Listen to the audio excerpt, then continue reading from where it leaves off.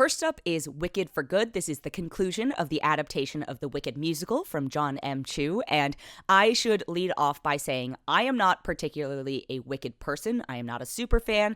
I said this in my review of the first half of the story, but so Wicked opened in San Francisco, which is where I am from, and so for the past 23 years, I have been haunted by people who cannot sing and hit the notes, but think they can, singing these songs, which is a really fast way to make you dislike something. This is not necessarily the source material's fault. This is the fault of aspiring musical theater kids. I will exempt musical theater kids who can actually sing. So, Wicked is not my favorite thing. I know that there are people out there who this has been the most joyous thing to come into their lives in the last few years, etc., and I don't want to yuck anyone's yum. I'm just setting the stage for where my review is coming from, and I do recall of the stage musical, the second act is not as good as the first. It is not as strong. The music isn't as catchy, and it doesn't have that defying gravity big moment to it, which is challenging to adapt. And having now seen Wicked for Good or Act 2 effectively, I'm like, ooh, I think we maybe should have made one mega movie, because it just sort of starts to fall apart plot-wise. Wicked for Good picks up 12, I can't even remember if it's years or clock ticks or whatever it is, some unit of time in Oz. After the events of the first one, of course, Ariana Grande returns as Glinda and Cynthia Erivo as Elphaba.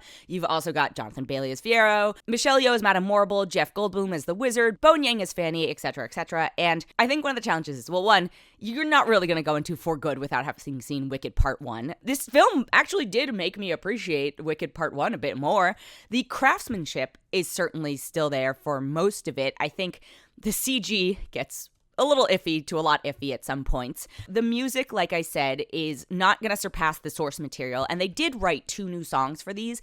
And I think there's one called Girl in the Bubble that's an Ariana song, and I understand what they're doing with it, but this movie's also 2 hours and 20 minutes, and it is stretching out something that was maybe, an hour and a half to start. And so it feels like it's bloating it instead of moving it along. Now, if they had swapped out some songs, I could have seen the value in that. But honestly, this feels more like a bid for a Best Original Song Oscar than it is to supplement the actual material or to move the story along in a more efficient way. So again, picks up from the first part. I'm going to assume if you are listening to this, you've seen part 1, but I do think the themes of propaganda and representation and who controls basically like the news media feel very relevant in this one.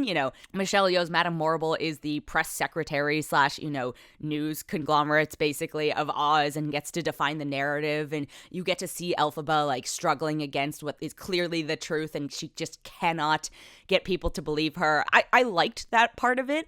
But again, does this a 2 hour and 20 minute film make? No, it doesn't. There's no arguing with the quality of the singing, but the songs just don't grab you in the same way that they do in the first one. There's just not a showstopper in it like there is with Defying Gravity. I have to say, one of my main thoughts coming out of this was People magazine did an excellent job naming Jonathan Bailey Sexiest Man Alive or Sexiest Man of the Year, whatever it is, because he can sell chemistry. I will say there's what I call the sexiest green to person swamp chemistry since Shrek. There's a scene with that. And somehow also Cynthia Erivo managed to sell a full-length cable hit sweater as Come Hither. So kudos to Paul Tazewell, the costume designer. But yeah, look, this wasn't for me. I'm glad I saw it and got it out of the way. I love John M. Chu. He's a very nice person. I think he's a very talented filmmaker. I would like to see the combined cut down version of these two put together. I did not watch them back to back. I could have probably refreshed, but I went, let's just see what happens.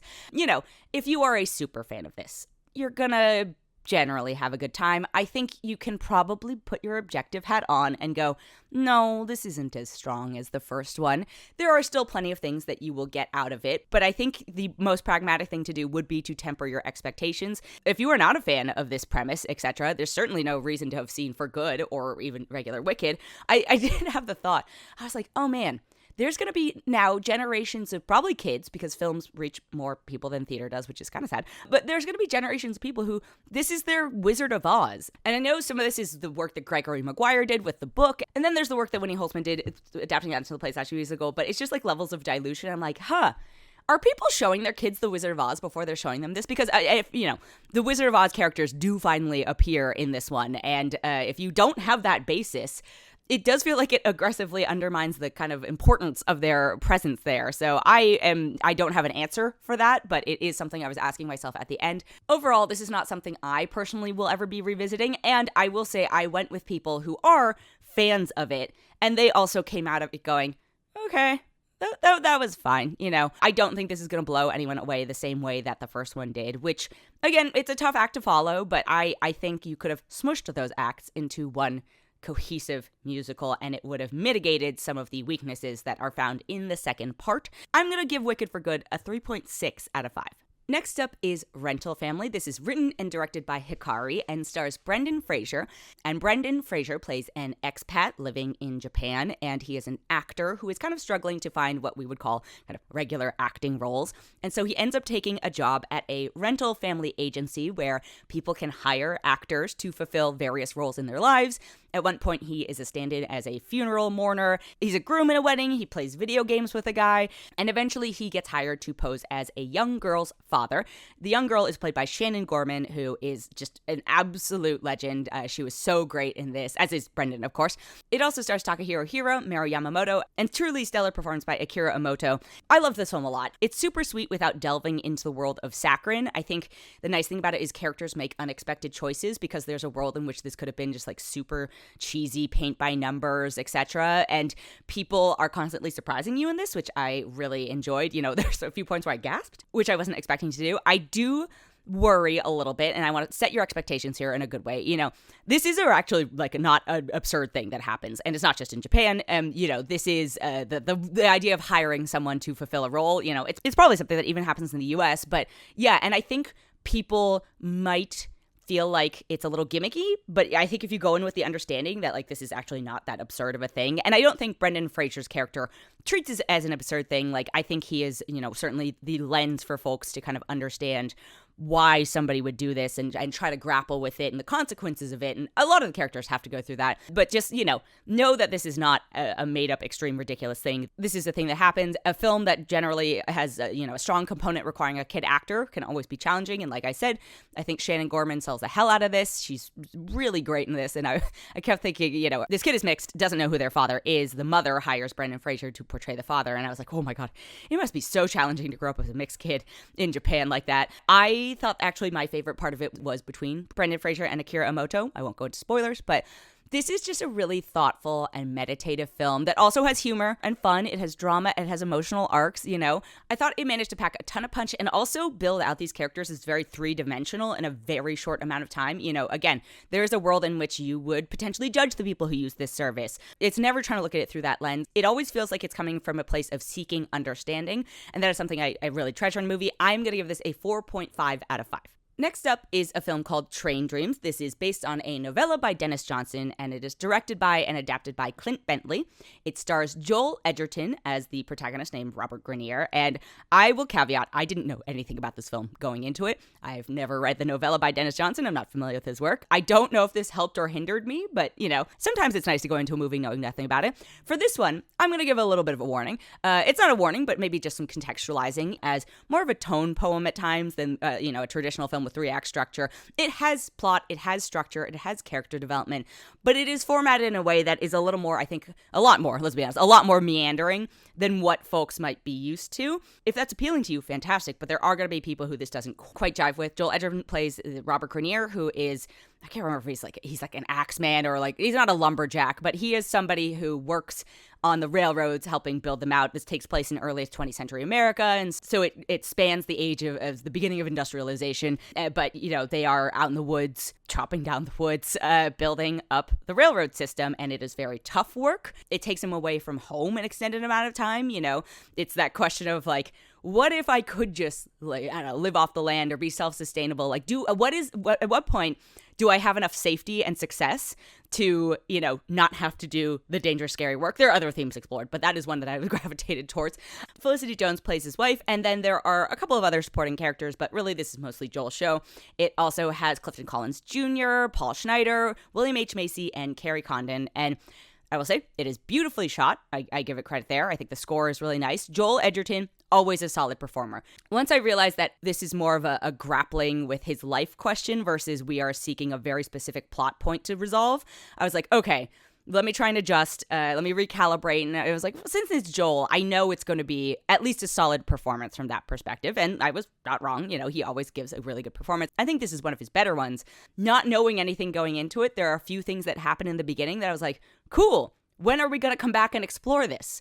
and we didn't. So if you're okay with that type of thing, great. If you are very bothered by it, this is not going to be the film for you. The other thing I should maybe note early is it's a film that uses narration a lot, which, you know, can be a really tricky thing to do. I think they actually did it well, and the narration does not come from like the interior monologue of Joel Edgerton's character, which I think helped mitigate it, because I could have found that to be very grating very quickly, or very like, are you not capable of showing me?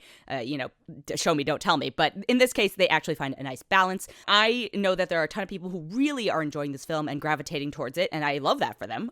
I always love when people love a film. For me, this ends up being more of an acting showcase than anything else, and that's not a bad thing, but just know that going into it. This is potentially one of those ones where I'm like, watch the trailer, and if that's the vibe for you, then this film is for you. I'm gonna give this a 3.9 out of 5. The last film I have this week is called In Your Dreams. It's a new animated film. It's out on Netflix, and it stars the voice cast of Simu Liu, Kristen Milioti, Craig Robinson, Jolie Huang-Rappaport, and Elias Jansen. And Jolie Huang-Rappaport and Elias Jansen play Stevie and Elliot, respectively. They are two siblings, and their parents are going through a kind of challenging time, and they are not sure how to navigate it. And so the character of Stevie finds a book that tells her about the Sandman who grants wishes, and so they go into the world of dreams to basically try to bring their families together. And I was like, wow, this is actually a shockingly kind of mature, not in a bad way mature, but just like complex subject for kids to be grappling with, which I like that it went there. I don't think we should treat movies for all ages like they should be dumbed down.